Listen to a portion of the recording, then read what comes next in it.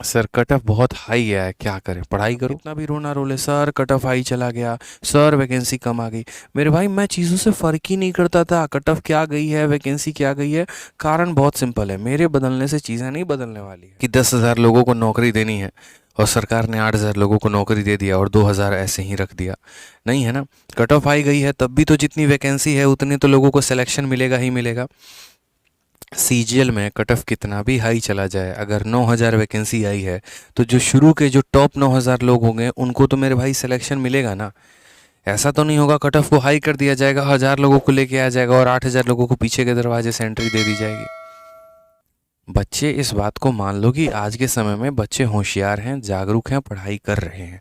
उनको अच्छे से एक बात समझ में आ गया है कि एमटीएस का मतलब एमटीएस नहीं होता। ठीक है, और एसएससी भी बोलती है अब हम वो एमटीएस नहीं है जो लिबिर लिबिर करते थे, अब हमको चाहिए फुल इज्जत। तो बढ़िया सवाल सेट करती है, बढ़िया सवाल में ही बच्चों का लेवल ऐसा है जो बढ़िया परफॉर्मेंस मारते हैं, और बढ़िया परफॉर्मेंस मारने के चलते थोड़ा सा कट ऑफ जो है आपको ऊपर जाता ही जाता है। क्योंकि नॉर्मलाइजेशन भी एक फैक्टर हो जाता है ना भाई। जब इतने शिफ्ट में पेपर होते हैं तो नॉर्मलाइजेशन भी होता है, और नॉर्मलाइजेशन होता है तो किसी शिफ्ट में बहुत ज़्यादा नंबर, किसी शिफ्ट में बहुत कम नंबर, तो इस वजह से कट ऑफ पर उसका डायरेक्ट प्रभाव कहीं ना कहीं पड़ता है। ठीक है, तो इस पे आप एक तरीके से कह नहीं सकते। अगर आप सीएचएसएल की ही बात करेंगे तो इसके पिछले के पिछले बार सीएचएसएल का कट ऑफ लगभग 160 के करीब में गया था। लेकिन अगर आप इस बार की बात करोगे तो सीएचएसएल का कट ऑफ देखो कितना कम गया है। तो उस साल हुए नॉर्मलाइजेशन पर, उस साल आए वैकेंसी पर कट ऑफ डिपेंड करता है। ठीक, वैकेंसी ज़्यादा है कट ऑफ कम जाती है। अब जैसे इसी बार आप देखो कि इस बार आपकी वैकेंसी जो सीजीएल में आने वाली है लगभग 25,000 के करीब में आने वाली है, या उससे ज़्यादा हम कह सकते हैं।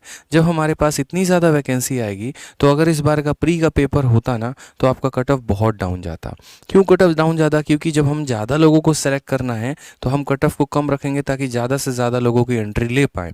लेकिन अगर मान लीजिए कि जैसे इसी कमरे में 10 लोग बैठे हैं और मुझे किसी एक को सेलेक्ट करना है तो मैं उसको सेलेक्ट करूंगा जिसका स्कोर सबसे हाईएस्ट होगा।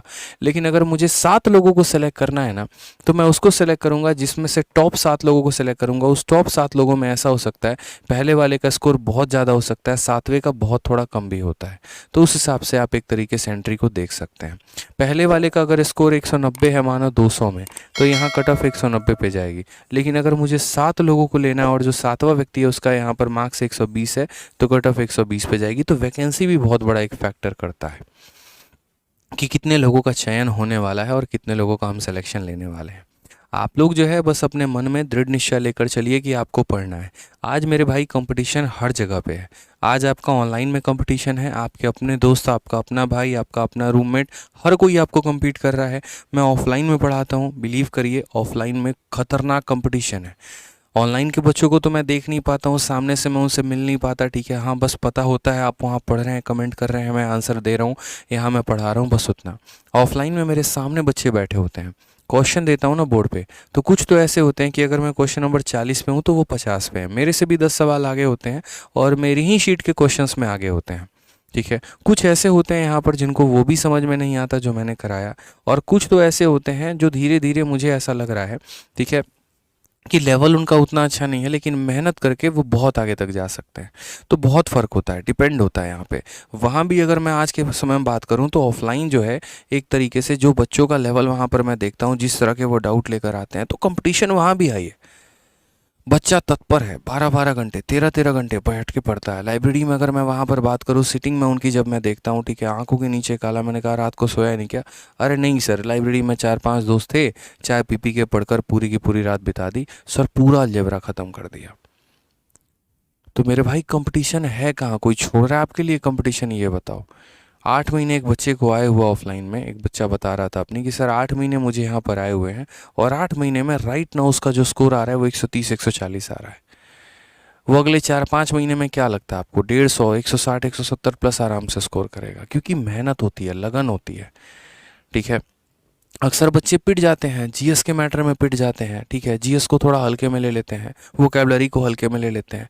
अब छोटी छोटी चीज़ों को हल्के में लोगे तो पेपर भी तो भाई तुम्हें हल्के में लेगा ना यार, समझो इस बात को। तो थोड़ा थोड़ा ध्यान रखा करो। आप अपना पूरा का पूरा रणनीति बनाओ। मैं हमेशा कहता हूँ आपका कि चाणक्य की वो नीति याद रखना कि वो नीति सिर्फ आप पर नहीं, हर किसी पे लागू होती है। साम दाम दंड भेद। आप अपने पेपर के लिए सभी चीज़ों को तैयार करिए। आप देखिए कि आपको कितनी वोकैबलरी आती है, आप देखिए कि आपको कितना जीएस आता है।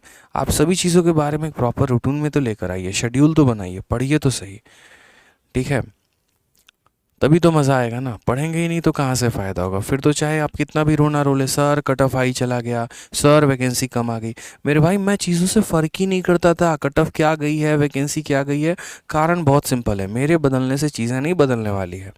आप देख लीजिए यहाँ पर कि क्या बदलने से किसी के सीजीएल का जो ये नया पैटर्न आया बदल सकता है? नहीं बदल सकता है। आपको पढ़ना है, आपको उसी के अकॉर्डिंग एडजस्ट करना है। अब या तो दो ऑप्शन है, बैठ के यहाँ पर ज़मीन के बढ़िया से रो लो, 10 लोगों के पास चले जाओ, भटक लो। क्योंकि मैं देखता हूँ, ठीक है, 4-5 बच्चे जिनको दुनियादारी से मतलब नहीं होती है ना, आते हैं, अरे सर पता है आपको, सर कटअप बहुत हाई चला गया, अरे सर पता है आपको ऐसे ऐसे हो गया, सर पता है आपको। अरे भाई पता मेरे को सब कुछ है, तू पढ़ लेना भाई। क्या मतलब है तेरे को इन चीज़ों से यार?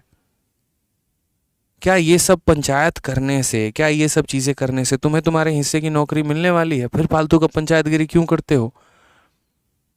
तुम्हें तुम्हारा सिलेबस पता है, तुम्हें तुम्हारा पैटर्न पता है, तुम्हें तुम्हारी चीज़ें पता है, तो कायदे से बैठ के पढ़ लो। ये पंचायत में क्यों रखे पड़े हो? क्या फ़ायदा रखा हुआ है? ऐसा लगता है पूरे दुनिया का भार आप ही लेके बैठे हैं। मेरे भाई अगर 9,000 की वैकेंसी 8,000 हो जाएगी ना, तो अगर एक डेडिकेटेड बंदा है तब भी वो अपने हिस्से की नौकरी लेकर जाएगा, ज़रूर जाएगा। ये गलत है, ये मैं ऐसा नहीं कह रहा कि ये गलत नहीं है, बिल्कुल गलत है। लेकिन उस चीज़ के पीछे इतना ज़्यादा अपना समय बर्बाद करना, ये तो और ज़्यादा गलत है। ठीक है।